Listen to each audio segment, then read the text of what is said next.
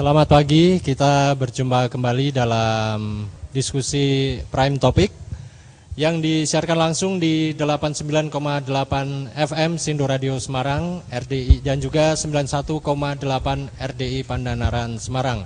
Dan acara ini nanti juga akan disiarkan di channel 45 UHF Pro TV. Dan kami ucapkan selamat pagi untuk pendengar Sindo, teman dangdut, serta pemirsa Pro TV.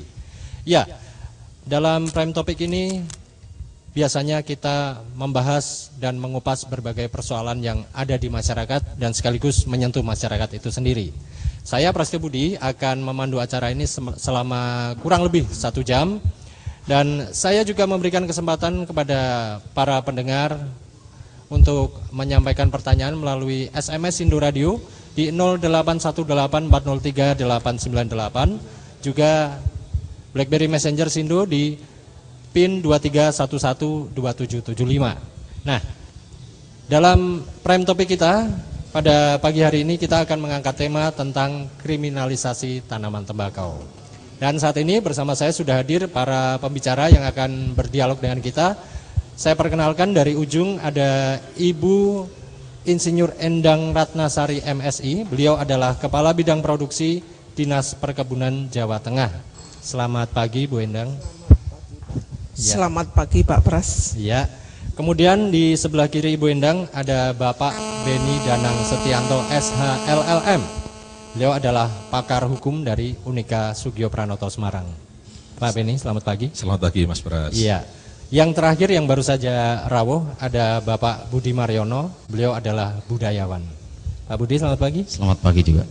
Kabar baik ya Bapak dan Ibu? Alhamdulillah sehat. Iya.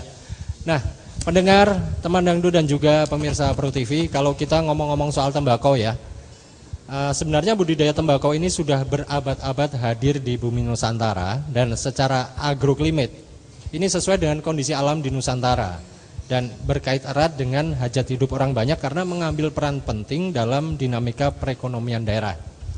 Data yang saya miliki ini tercatat sumbangan cukai rokok hasil olahan tembakau secara nasional mencapai 66 triliun rupiah, sementara royalti dari PT Freeport ke Indonesia hanya 20 triliun rupiah. Itu data tahun 2010. Nah, saat ini pemerintah sedang menggodok rancangan peraturan pemerintah atau RPP tembakau yang mengatur sejumlah hal besar. Sebaliknya, RPP tembakau dianggap akan mematikan mata pencarian jumlah petani tembakau, ya, jutaan juga petani cengkeh dan ratusan ribu buruh pabrik rokok di Indonesia. Asosiasi Petani Tembakau Indonesia atau APTI mengatakan tidak pernah diberi ruang sama sekali untuk berbicara terkait dengan RPP tersebut. Baik, dengan prolog yang sudah saya sampaikan tadi, kita akan segera berbincang dengan para narasumber di sini. Saya ke Ibu Endang dulu ya Ibu.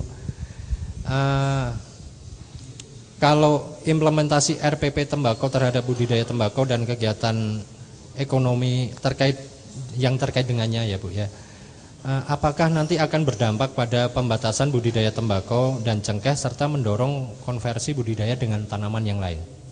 Monggo. Ya. Terima kasih Mas Pras. Assalamualaikum warahmatullahi wabarakatuh. Waalaikumsalam. Bapak Ibu para pemirsa, Bapak Ibu para audien di Hotel Quest ini. Ya. Jadi untuk tembakau memang kita dilematis sekali, ya. Jadi kanan kiri menggembur petani tembakau.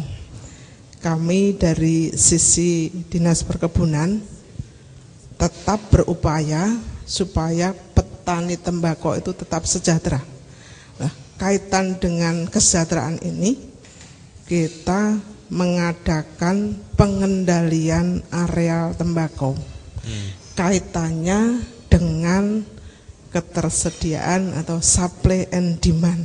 Iya. Jangan sampai arealnya meluas sehingga banyak produksi tembakau yang tidak dibeli dari pabrik rokok. Jadi pembatasan ini sudah dikeluarkan melalui SE Gubernur nomor 525.23/11620 untuk tahun 2012. Terima kasih Pak Pras. Baik, ya saya ke Pak Beni. Hukum adalah salah satu tatanan yang sengaja dibuat oleh manusia ya Pak ya. Maka hukum kemudian memiliki sifat yang artifisial. Dalam konteks ini RPP tembakau sebaiknya terbuka untuk dikritisi sehingga tidak bersifat mutlak-mutlakan dan meniadakan eksistensi pihak lain. Sebagai pakar hukum, bagaimana Anda memandang semangat ideologis juridis dari RPP ini Pak Beni? Sebelum saya masuk ke sana gitu ya, ada fakta yang saya rasa harus diluruskan. 2011 kemarin cukainya sudah menjadi 72 triliun. Oh, sudah naik berarti ya. Freeport hanya 22 triliun, naik 2 triliun. Yang kedua adalah saat ini Indonesia tercatat penghasil tembakau terbesar di dunia setelah Cina, Brasil, dan Amerika Serikat. Ya. Tetapi Indonesia masih melakukan impor tembakau besarnya tahun lalu saja sekitar 133 juta dolar. Jadi ini agak kontradiktif gitu. Kalau kemudian tembakau Indonesia tidak bisa diserap, kenapa gitu? Nah ternyata ada argumentasi di balik itu yang perlu dicermati. Itu data sementara gitu. Iya. Nanti datanya bisa dijelaskan kenapa kok kita penghasil terbesar tapi masih impor, terus kenapa kok yang lokal malah dibatasi arealnya misalnya. Tetapi dari sisi lain bahwa dulu memang hukum itu dipercaya legitimasinya kalau dibuat oleh lembaga yang legitimate dan kemudian dikeluarkan, diedarkan gitu, diundangkan.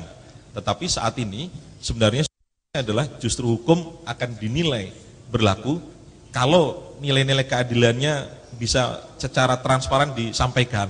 Nah, untuk sampai kepada transparansi itu, maka keterlibatan dari para stakeholder, terutama mereka-mereka yang akan terkena aturan-aturan tersebut, layak untuk dikomunikasikan, layak untuk diajak tukar pikiran gitu. Oke. Ya, saya ke Pak Budi Mariono. Munculnya fenomena pro kontra terhadap RPP tembakau ini, kira-kira apa Pak makna pembelajaran budaya bagi masyarakat? Ya. Saya kira ini hanya soal, pertama kalau tadi Mas Beni menyatakan ini stakeholder dan sebagainya harus dilibatkan, saya merasa apapun, mau RPP, mau undang-undang sekarang, undang-undang perguruan tinggi atau apapun di Indonesia itu kebanyakan tidak integral. Jadi banyak hal yang tidak dimasukkan pertimbangan-pertimbangannya secara integral. Kalau ada RPP semacam ini, maka yang terkena siapa dan sebagainya, itu bukan hanya tidak diajak bicara, tetapi juga tidak disiapkan segala sesuatunya secara integral.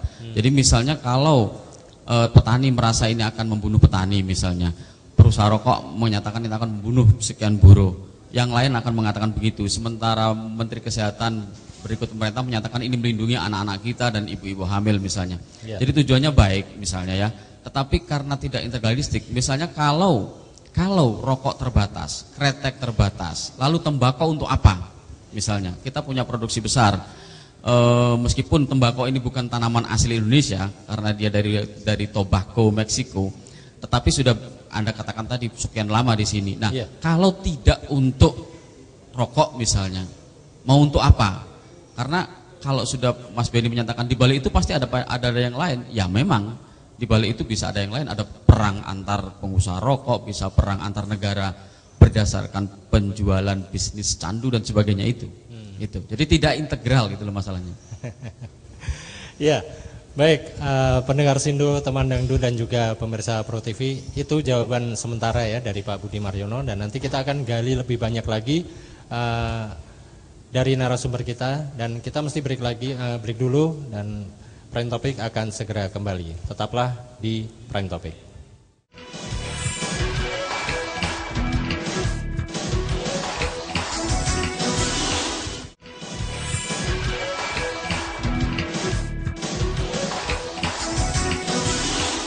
Prime Topik kita dengan tema kriminalisasi tanaman tembakau yang disiarkan langsung dari lobi Quest Aston Hotel Semarang di Jalan Pelampitan. Dan kita akan kembali lanjutkan diskusi kita. Saya kembali mau tanya ke Pak Beni, Pak. Pembuatan produk hukum dan proses legislasi produk hukum seperti RPP tembakau diharapkan memperhatikan efek sosial dari hukum yang dibuat dan kemudian akan diberlakukan serta asas legal transplantation. Bagaimana penjelasannya kepada publik, Pak? Ya, sebenarnya kalau saya menjelaskan secara normatif kayaknya agak percuma gitu ya. Secara normatif memang bahwa ketentuan-ketentuan yang dikeluarkan atau yang diundangkan itu harus mendengarkan terlebih dahulu, ada proses betul mendengarkan semua interest yang ada.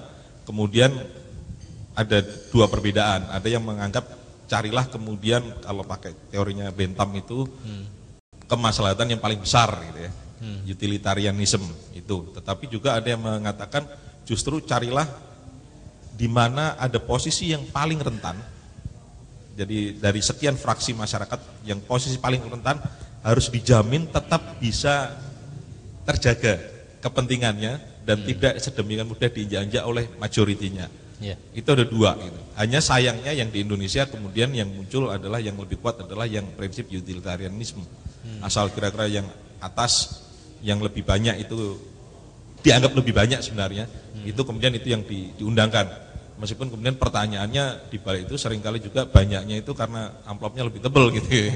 Susahnya kadang-kadang di situ gitu. Nah, tetapi kembali lagi lebih menukik kepada RPP tembakau ini, saya kok melihat ada sequence atau tahapan-tahapan yang layak untuk dicermati gitu ya, untuk mengatakan bahwa benar nggak ini saat ini kita membutuhkan ini, benar nggak kita saat ini mau mengkriminalkan gitu. Prinsip saya secara personal sebenarnya bahwa jangan terlalu gampang gitu mengkriminalkan segala sesuatu. Jangan-jangan nanti sebentar lagi pakai baju putih dikriminalkan gitu. Waduh, karena pakai baju putih itu berarti Anda harus menggunakan pemutih dan bahan pemutih yang khusus itu agar menjaga baju tetap putih, itu lebih mencemari lingkungan daripada kalau hanya pencuci atau penjernih biasa gitu. Nah ini kan gawat kalau semuanya terus diarahkan ke sana gitu. Oke, iya. Bu Endang, budidaya tembakau sebagai cash crop ya Bu ya. Ini bisa dibatasi dan dikriminalisasikan, apakah tidak berpotensi pada penciptaan krisis ekonomi secara nasional Bu? Jadi di Indonesia memang provinsi penghasil tembakau itu ada di Jawa Timur, NTB dan Jawa Tengah. Kemudian yang lain adalah pendukung. Memang bisa untuk di daerah-daerah penghasil utama seperti Temanggung, Kendal, itu bisa menjadikan petani itu berpotensi untuk menurun ekonominya, tetapi kita harus lebih arif bagaimana kita berusaha untuk bisa memberikan sosialisasi kepada petani agar bisa mengantisipasi kegiatan budidaya tersebut, misalnya hanya ditanam pada daerah yang potensial, jadi produktivitasnya tinggi. Kemudian untuk daerah-daerah yang tidak potensial jangan dikembangkan untuk tembakau supaya tidak terjadi dampak negatif, karena tembakau itu sangat terpengaruh oleh iklim. Terima kasih. Bisa dijelaskan Bu, yang daerah potensial itu seperti apa, yang non potensial seperti apa? Seperti daerah potensial itu tentu saja Temanggungan, ya. Temanggung, Magelang, Muntilan, kemudian daerah bawah itu Kendal, Grobogan, Demak, itu untuk daerah tembakau dataran rendah. Seperti misalnya contohnya di Demak, itu yang mengandung klor tinggi sebenarnya tidak dikehendaki oleh pabrik rokok, karena daya suletnya atau daya bakarnya itu kurang, sehingga sebetulnya hanya daerah-daerah tertentu yang sudah dibudidayakan sejak dulu itu daerah yang potensial. Terima kasih. Ya, terima kasih Bu Endang. Pak Budi, seberapa pentingkah keberadaan industri rokok kretek dan gaya hidup merokok, Pak? Ini dipertahankan sebagai identitas kultural yang harus diberi ruang untuk eksistensinya. Kalau saya sih nggak sampai ke sana, karena ini kan urusan saya katakan tadi tidak integral, lalu kemudian kalau tidak integral itu terkotak-kotak sebenarnya, setiap kebijakan terkotak-kotak. Dan yang terjadi sekarang, apapun keluarnya, itu RPP atau apapun sekali lagi, itu hanya yang terjadi kemudian adalah perebutan hak. Semua orang minta haknya diakomodasi, semua orang, tidak hanya petani, pengusaha, pemerintah. Bahkan pemerintah yang katakanlah misalnya punya niat baik untuk melindungi hak yang belum lahir pun dianggap punya kepentingan yang lain, kan begitu. Karena terkotak-kotak tadi, maka setiap kotak, setiap pihak itu pasti merasa punya hak dan menuntut haknya, lalu mencurigai siapapun gitu loh. Soal misalnya Temanggung itu punya potensi yang sangat besar. Saya tahun 2007 itu mengantar TKI yang sebegitu banyak, mengantar TKI ke Malaysia, usianya itu 19 sampai 30 tahun. Itu usia-usia produktif semua. Itu semuanya dari Temanggung, keluar semua. Lalu ketika saya tanya, loh, gini sampean kan banyak tembakau. Mereka ketawa saja, lalu kemudian ketika berjalan itu mereka karena bisnya AC, lalu mereka setiap merokok itu harus ada di depan sendiri, di dekat jendela yang bisa dibuka, sopir mewajibkan itu, maka satu persatu mereka ke depan untuk gantian merokok. Nah, ketika temannya tanya, yang pertama itu merokok, temannya tanya, rasanya kepriwe? Pahit. Jadi bagi anak-anak Temanggung ini, mbako itu sudah pahit sebenarnya. Pahit bukan hanya di lidah, tapi pahit untuk kehidupan mereka.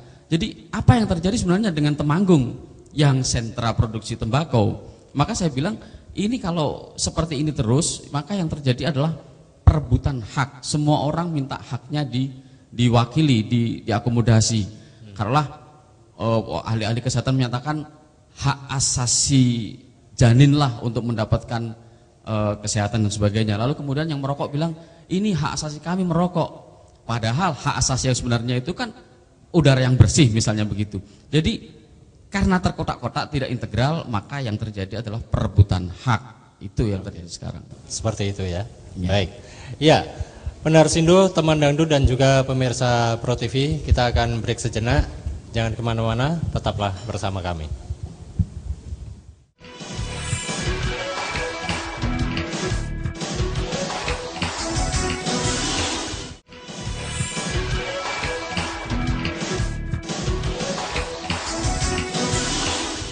Ya, masih bersama saya Prasetyo Budi dalam diskusi Prime Topic di pagi hari ini, dan acara ini juga didukung oleh Quest Aston Hotel.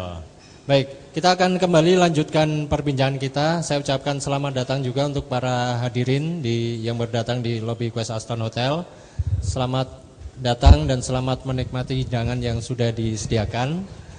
Baik, saya mau tanya lagi ke Pak Beni.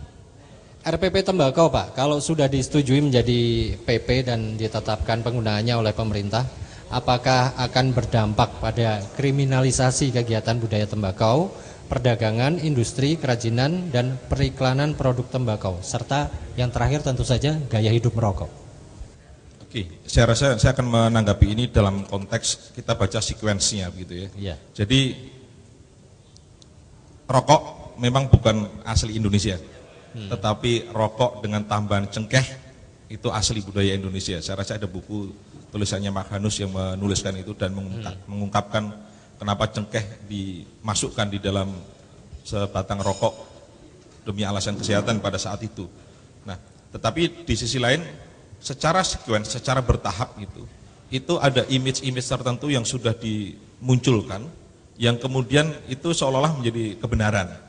Misalnya dengan sekarang ini mulai banyak rokok-rokok yang diproduksi dengan kadar tar dan nikotin yang lebih rendah. Nah, seolah-olah kalau kadar tar dan nikotinnya lebih rendah, itu lebih aman bagi kesehatan dibandingkan jika rokok yang dikenal sebelumnya. Padahal penelitian terakhir mengatakan itu tidak seperti itu. Nah, pertanyaannya, kenapa itu bisa dimunculkan gitu? Karena ternyata setelah itu diturunkan kadarnya, memang terbukti penjualan rokok yang tipenya disebut dengan mild atau ringan atau apapun itu meningkat sampai 20-30% gitu. Tetapi ternyata setelah ditelusuri lebih dalam bahwa untuk bisa menghasilkan semacam itu, untuk menghasilkan tembakau Indonesia itu nggak laku gitu. Jadi tembakau-tembakau yang muncul di bumi pertiwi ini itu adalah tembakau yang kadar nikotinnya, kadar tarnya lebih tinggi. Resikonya apa kemudian? Resikonya adalah pabrik-pabrik rokok kalau ingin memproduksi rokok yang dalam tanda petik seolah lebih aman itu, dan di dalam RPP disebutkan itu, maka mereka harus mengimpor tembakau. Nah itu kan jadi bukan perkara kriminalisasinya, jadi mungkin tidak langsung seperti ganja misalnya yang tiba-tiba oh ini nggak boleh karena ini, tetapi lebih secara bertahap pelan-pelan gitu. Lalu juga misalnya dalam RPP muncul bahwa setiap batang rokok harus mengalami uji kesehatan ya. Nah pertanyaannya adalah siapa yang mampu melakukan itu gitu? Apakah para pengusaha rokok kecil, sigaret kretek tangan misalnya bisa melakukan proses uji seperti itu, karena di situ ada syaratnya laboratoriumnya adalah laboratorium yang terakreditasi. Nah, pelan-pelan, sedikit demi sedikit, seolah kita tidak menyadari bahwa selera kita sudah digeser. Ya, rokok yang tadinya benar-benar tembakau Indonesia sekarang digeser. Oh, ini nggak terlalu bagus nih, ini yang lebih bagus, ringan, enteng gitu, ya dan segala macam itu. Lama-lama terus produksi tembakau kita ya memang akan menyempit karena perusahaan rokok kan ya, kalau perusahaan kan motifnya kalau saya memproduksi dengan tembakau Indonesia, ini nggak laku, lebih laku yang tembakaunya impor. Itu yang berbahaya. Ya, Bu Endang, apa keunggulan kompetitif dan komparatif budidaya tembakau bila dibandingkan dengan komoditas pertanian yang lain, Bu? Ini bagaimana, paling tidak pertanyaannya bagaimana bisa membuat para petani tembakau ini tetap bisa bertahan? Terima kasih Mas Pras. Yeah. Jadi memang budidaya tembakau itu sangat terkait dengan iklim. Yeah. Kalau seperti misalnya tahun 2011 kemarin, iklimnya cukup mendukung, itu luar biasa pendapatannya petani tembakau yang tahun kemarin. Tetapi tahun 2010 nangis karena kemarau basah. Jadi kemarau masih ada hujan. Jadi kalau di kompetitifkan, sebetulnya tembakau cukup tinggi secara ekonomi, memberikan pendapatan kepada penduduk sepanjang iklimnya mendukung, gitu Pak.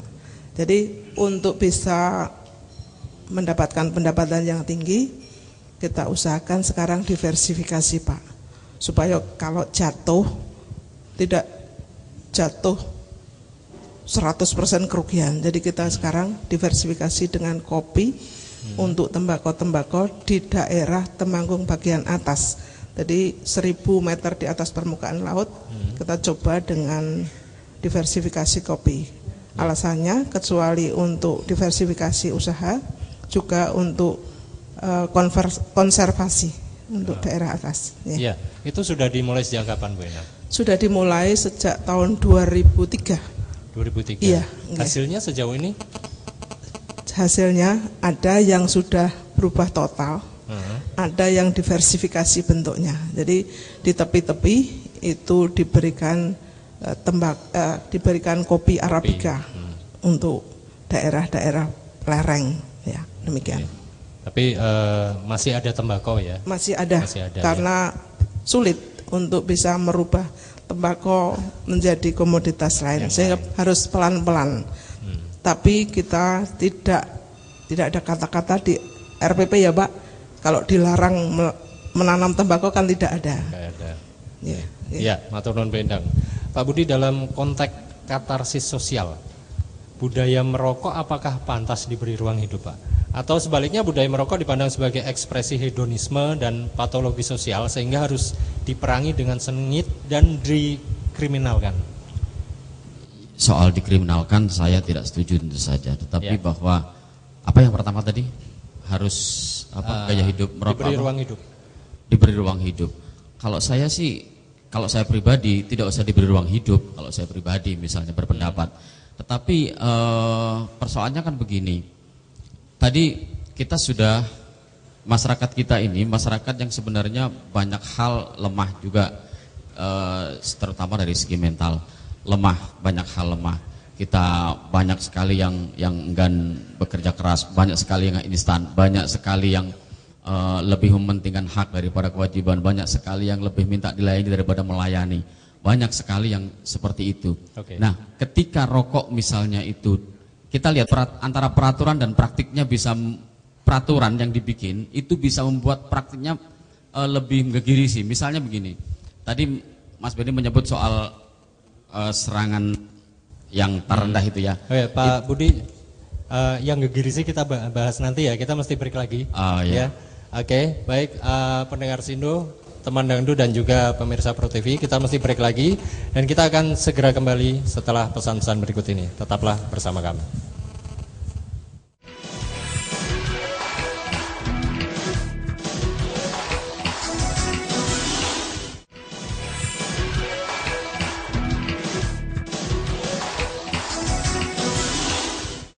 Di RDI Pandanaran Semarang juga pemirsa Pro TV, kita kembali dalam Prime Topic dan kita masuk ke sesi tanya jawab lagi.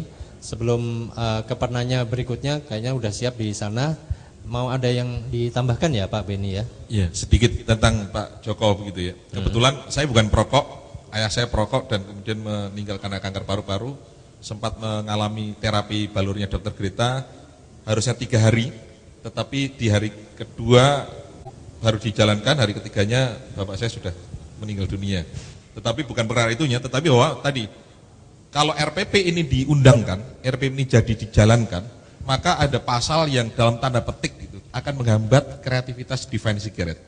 Pertama adalah bahwa di situ ditegaskan pasal 12 kalau tidak salah, bahwa setiap bahan tambahan yang ditambahkan ke dalam sigaret harus melalui lolos uji dari lembaga yang terakreditasi. Pertanyaannya, kalau lembaga terakreditasinya belum ada, berarti mestinya itu belum boleh diedarkan. Itu yang pertama. Yang kedua, di dalam RPP juga disebutkan bahwa ada larangan secara tegas untuk menyebutkan bahwa atribut-atribut tambahan terhadap rokok seperti mild, premium, luxuries, termasuk divine, mestinya itu tidak boleh dimunculkan, tidak boleh disebarluaskan, tidak boleh dipromosikan. Nah dari sisi dalam tanda petik gitu, kalau mau ngomong brand image gitu ya, Divine Cigarette juga tidak boleh dipromosikan. Yang ketiga, terkait dengan konteks tadi Divine Cigarette, kemudian itu adalah bahwa secara tegas juga ada larangan dalam RPP tidak boleh menyebarkan bahwa merokok itu menyehatkan. Sebenarnya ada 2 yang dikejar nih, kan ada bungkus rokok tertentu gitu, yang angka itu kan kalau merokok ini akan bisa melegakan tenggorokan dan segala macam itu. Tetapi juga sebenarnya itu akan menghantam Divine Cigarette ini. Karena mempromosikan rokok yang sehat kemudian menjadi tidak boleh. Nah ini yang menurut saya ketika ada anak bangsa yang sangat kreatif, itu bukannya didorong dulu untuk, ya kalau memang masih diragukan ya silakan dilakukan riset lah. Didorong, disupport risetnya agar berkembang gitu. Tetapi justru tidak itu yang dilakukan ya hantam dulu dimatikan malah dengan peraturan gitu. Oke, gitu ya Pak Beni ya. Ya, kita ke penanya berikutnya di sana. Mungkin nggak jadi ya. Baik, kalau gitu saya bacakan SMS dan BBM yang sudah masuk ya. Ada lumayan, ini sudah banyak. Yang pertama ada Pak Sohirin melalui BBM Sindo Radio. Jangan biarkan fata morgana kesehatan memberangus kedaulatan petani kita. Bravo Tembakau Indonesia. Kemudian Gani di Semarang melalui SMS. Saya melihat proses pembuatan RPP tembakau di Tenggarai tidak melibatkan multi stakeholder. Sangat bias pada aspirasi komunitas anti rokok dan bias pada kepentingan elit penguasa serta berpihak pada kepentingan industri asing. Apakah nilai legitimasi legalitasnya bisa dipertanggungjawabkan? Kemudian Agus di Ungaran juga SMS ya. RPP tembakau ini dicurigai merupakan wujud medan perang dagang tidak jujur antara rokok kretek dengan rokok putih. Hal itu seperti analogi perang dagang anti minyak sawit, anti minyak kelapa, anti illegal logging dan lain-lain. Bagaimana penyikapan budaya terhadap indikasi ini? 3 dulu yang saya bacakan langsung ditanggapi. Mungkin yang pertama soal legitimasi legalitasnya. Monggo ya. Yang pertama saya rasa sudah diketahui oleh banyak orang gitu. Kenapa pemerintah repot-repot membuat RPP ini gitu ya. Kita harus tahu bahwa yang namanya Bloomberg, Michael Bloomberg itu adalah dulu wali kota di New York. Dia punya perusahaan gitu. Saat ini perusahaannya lagi getol untuk melakukan riset membuat produk yang disebut dengan nicotine replacement therapy, NRT. Itu bentuknya bisa seperti permen, bisa seperti koyo yang ditempelkan dan segala macam. Yang jelas dia tidak mengurangi efek dari nikotin yang dimunculkan dalam rokok, tetapi dia membuat orang tidak merokok. Lalu Michael Bloomberg ini dengan Bloomberg inisiatifnya juga mengucurkan dana kurang lebih $375 juta kepada kampanye-kampanye anti rokok, termasuk ditengarai gitu masuk dalam pembiayaan untuk menyusun RPP ini. Nah, konteksnya kan kelihatan gitu, semakin kelihatan bahwa oh ternyata ada pesanan semacam itu, oh ternyata ini memang niatannya mau ke sana gitu. Tetapi di sisi lain juga memang ada komunitas-komunitas yang memang anti rokok gitu. Nah, pertanyaannya kemudian adalah yang di anti apanya? Kalau yang di anti adalah nikotin dan tarnya, maka itu penderita rokok yang terancam dengan itu. Produk-produk lain seperti nicotine replacement therapy tidak mengurangi itu. Tetapi kalau yang dikatakan, oh itu kan mencemari udara. Gitu. Saat ini kalau baca data internasional ecological footprint seluruh dunia, maka pencemaran udara itu terbesar terjadi karena kendaraan bermotor, bukan karena asap rokok. Gitu. Maka kembali lagi lah, kita lihat harus lebih kritis lah sebenarnya di mana ini posisinya. Saya bukan perokok, tetapi juga kembali lagi saya tidak gampang mengatakan tembakau dikriminalkan lah, ngapain gitu. Ada tanggapan yang lain Pak Budi mungkin? Lah di Indonesia ini orang merokok sambil naik kendaraan. Jadi kan double.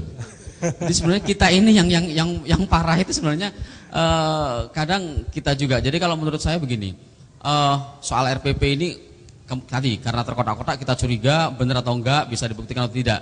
Tetapi kita ini manusia sejak awal itu memang mudah tergoda. Apapun yang enak, yang kita bayangkan enak, apapun yang kita bayangkan indah, kita tergoda. Dan kalau kita dilarang untuk mendekati yang indah, kita makin tergoda. Nah, iklan-iklan yang berhasil itu, terutama iklan-iklan yang kemudian mengangkat rokok-rokok putih itu misalnya, itu keberhasilan itu adalah keberhasilan menggoda. Nah, kalau orang anti rokok, entah anti rokok karena apa, sebabnya apa, dibiayai oleh siapa, itu terserah. Itu melakukan hal yang sama, yang terjadi kemudian adalah perang citra, perang menggoda. Nah, itu mana yang berhasil, itu saja sebenarnya. Jadi kalau sekarang dilarang-larang tidak bisa, yang harus dilakukan adalah menggoda dari sudut yang lain, gitu loh. Menggoda dari sudut yang lain. Misalnya iklannya ganti Pak Joko misalnya dengan defend tadi, Pak Joko renang bolak-balik 10 jam gitu ya. Itu menjadi iklan yang lain misalnya begitu. Jadi perang ini yang untuk menggoda orang untuk itu. Yang percaya bahwa rokok itu meracuni, yang percaya bahwa rokok itu mengganggu kesehatan, juga harus bergerak di wilayah itu. Karena kalau tidak, hanya lewat yang lain-lain, maka akan kalah oleh ini, pencitraan-pencitraan yang begitu besarnya ini. Sekali lagi karena kita ini, manusia ini mudah sekali tergoda. Gitu. Ya, ini juga sekaligus menjawab pertanyaan dari Agus di Ungaran ya Pak Budi ya, tentang tembakau, RPP tembakau yang dicurigai merupakan wujud medang perang dagang. Ini bagaimana menyikapi budaya terhadap indikasi ini? Iya, makanya kan kalau terjadi perang dagang seperti itu sebenarnya persoalannya kemudian kalau lari ke tembakau, ke petani, jangan sampai ada kriminalisasi tanaman tembakonya, itu berpihaknya ke wilayah yang lebih besar tadi, masyarakat yang lebih besar, masyarakat yang lebih bawah, masyarakat yang lebih banyak begitu. Itu dulu yang terpenting. Jadi kalau misalnya nanam tembakau tidak ada masalah, maka konversi pemanfaatannya tadi misalnya. Atau kalau sederhana sekali sebenarnya. Kalau orang nanam tembakau, lalu kita datang, kita beli, pabrik mau beli berapa? 25, saya beli 50. Petani akan memberikan kepada saya, kalau kita tidak pakai sistem yang nakal-nakalan, akan memberikan pada saya. Lah saya bawa pulang, mau saya apakan juga petani nggak urusan. Jadi intinya adalah siapa yang terakomodasi haknya, siapa yang teruntungkan dan sebagainya seperti itu. Nah, karena masyarakat kita sudah terkotak, tidak integral, apapun keputusan tidak dibikin secara integral, maka yang terjadi tadi kecurigaan, saling jegal dan sebagainya itu. Baik. Ya, terima kasih Pak Budi. Ya, pendengar Sindo, teman dangdu dan juga pemirsa Pro TV, kita akan lanjutkan dialog kita setelah yang berikut ini. Tetaplah bersama kami dalam Prime Topic.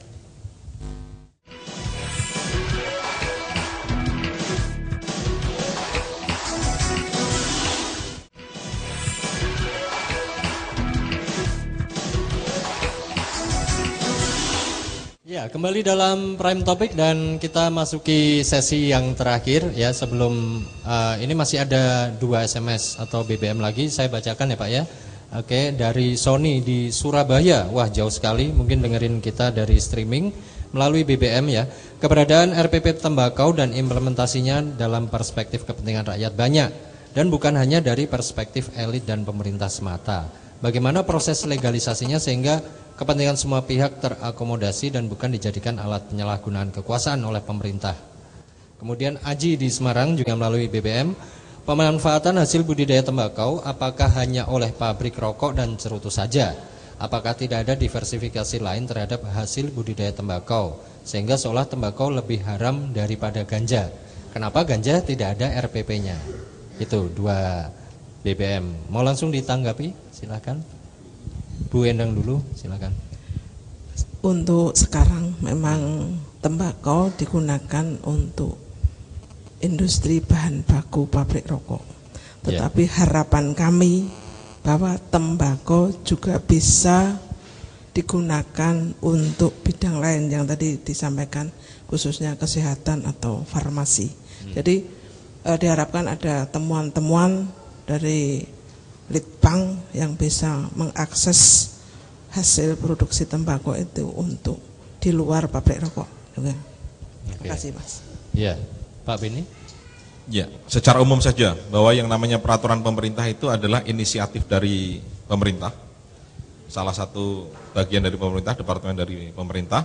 Kemudian sebenarnya memang tidak membutuhkan dalam hal ini gitu ya, persetujuan dalam tanda petik wakil-wakil rakyat seperti misalnya sebuah undang-undang. Hanya memang disyaratkan ada proses konsultasi yang dilakukan. Itu kenyataannya seperti itu. Nah, peraturan pemerintah itu adalah merupakan kepanjang tanganan dari sebuah undang-undang. Jadi kalau undang-undang dikeluarkan setelah disetujui oleh DPR, kemudian di situ mensyaratkan bahwa untuk mengatur hal ini perlu dibuat peraturan pemerintah, itu ada. Nah, di sini sebenarnya diskresi dari pemerintah. Apakah pemerintah merasa bahwa peraturan ini cukup dibicarakan di kalangan terbatas kemudian diundangkan, atau kemudian tadi harus memenuhi nilai keadilan yang lebih dari sekedar memenuhi nilai normatif dari sebuah undang-undang. Nah, tampaknya di dalam RPP tembakau ini hanya memenuhi nilai normatif, sehingga secara normatif ya memang nggak salah pemerintah mengatakan seperti itu gitu. Secara normatif legal, tetapi dari perspektif keadilan nggak bisa. Sama seperti ketika tiba-tiba muncul RPP peraturan pemerintah yang mensyaratkan Indonesia pengendara motor harus menggunakan helm yang ber-SNI. Itu kan sama gitu. Itu tiba-tiba muncul aja seperti itu. Dan memang secara normatif pemerintah punya hak untuk itu. Tapi kembali lagi pertanyaannya, apa kita mau memiliki pemerintah yang semacam itu? Apa citra pemerintah mau yang seperti itu yang dibangun? Bukan yang lebih mementingkan keadilan dari sekedar normatif sebuah peraturan. Oke. Nah, kalau dari perspektif budaya bagaimana Pak Budi? Saya kira harus ada perubahan revolusi. Saya kira revolusi mental, revolusi sikap kita sebagai pribadi maupun masyarakat. Saya mau sampaikan ilustrasi begini. Saya itu dulu perokok dan berat gitu, dan gaya. Mesti tambahi berat, gaya mana? Itu gaya. Dan kemudian saya berhenti merokok, total berhenti, dan cara berhentinya tidak ada cara lain selain berhenti. Nek sekosidik mesti rak dadi. Jadi langsung berhenti. Kenapa saya berhenti? Bukan karena RPP, bukan karena ada PP, bukan karena ada undang-undang, bukan karena itu. Saya berhenti karena sudah waktu itu saya mau menikah dan kemudian saya pengen punya anak, dan saya waktu itu punya kesadaran saya harus melindungi anak saya dari diri saya sendiri. Jadi kesadaran-kesadaran semacam ini adalah revolusi sikap diri pribadi. Revolusi seperti ini tidak harus dengan peraturan pemerintah seperti itu kan. Jadi harus ada revolusi itu sehingga masyarakat bisa menilai, bisa tidak mudah tergoda, bisa tidak terombang-ambingkan oleh berbagai peraturan dan perbenturan semacam ini. Yang saya prihatin adalah kalau tadi dikatakan ada impor tembakau, padahal ada sentra-sentra tembakau, ada impor beras, ada impor gula, ada impor garam.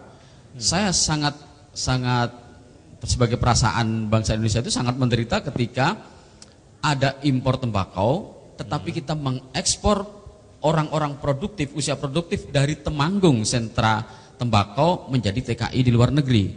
Dan di sana saya mengantar sampai ke Barak dan tahu betul di sana mereka hanya jadi budak-budak beraka. Ini kuli kontrak zaman sekarang yang terjadi di sana. Jadi aneh sebenarnya pemerintah ketika ini terjadi, itu sangat aneh. Maka harus ada revolusi mental, revolusi sikap agar ya kita tidak menjadi negara yang sangat kaya saking kayanya sampai jatuh miskin seperti sekarang ini. Iya, terima kasih Pak Budi Mariono. Baik, karena waktu kita yang sangat terbatas, kita akan segera langsung dengar statement penutup dari masing-masing narasumber. Saya mulai dari Ibu Endang Ratnasari dulu. 1 menit, Ibu. Terima kasih. Khusus untuk tembakau, kita memang perlu mengendalikan areal supaya tidak ada gejolak yang terlalu besar. Andaikan tiba-tiba ada hantaman yang begitu besar. Yeah. Kemudian pengembangan tembakau hanya pada daerah-daerah potensial dengan mengikuti petunjuk teknis, kemudian pengembangan kelembagaan dan melihat pasar. Itu Pak penegasan kami. Terima kasih. Terima kasih Bu Endang. Dilanjut Pak Beni. Ya, saya sedikit saja bahwa bagaimana juga hukum itu tempatkanlah sebagai ultimate remedium gitu ya. Jangan terlalu gampang sebentar-sebentar mengeluarkan atau menerbitkan sebuah peraturan, apalagi kalau sudah tahu bahwa peraturan itu mungkin tidak bisa dijalankan karena kondisinya. Lalu kemudian juga jujurlah kenapa peraturan itu harus muncul, apa sih sebenarnya, realitas apa, rasional apa yang katakan secara nyata sehingga rakyat ketika menerima hukum itu mereka mau menjalankan bukan semata-mata karena mau tunduk terhadap peraturan, karena tahu oh tujuannya itu, oh itu berguna untuk ini. Baik, dilanjut ke Pak Budi Mariono. Iya, saya garis bawahnya adalah kita mesti menjadi masyarakat yang lebih kritis, lebih cerdas terhadap diri kita sendiri dan mensyukuri apa yang kita miliki, yaitu akal sehat dan hati, sehingga kita tidak hanya menuntut hak tetapi lebih pada melayani. Dan orang yang melayani ini sangat-sangat hilang. Terakhir saya baca biografi Sugio Pranoto, orang seperti ini sudah nyaris tidak ada, saya kira, yang lebih melayani, lebih memperhitungkan hak orang lain ketimbang haknya sendiri. Baik. Dalam hal ini melayani masyarakat begitu ya Pak ya? Tentu saja yang lebih besar. Oke. Ya, terima kasih Pak Budi Mariono. Dan demikianlah pendengar Sindo, teman dangdut serta pemirsa Pro TV, prime topik kita untuk hari ini ya. Hari Senin tanggal 16 Juli 2012. Sekaligus saya Prasetyo Budi pamit. Terima kasih kepada para narasumber, ada Ibu Endang Ratnasari, Bapak Beni Danang Setianto, serta Bapak Budi Mariono. Dan terima kasih juga kepada Quest Aston Hotel. Dan kita akan berjumpa kembali dalam prime topik berikutnya dengan tema yang lebih menarik. Selamat siang.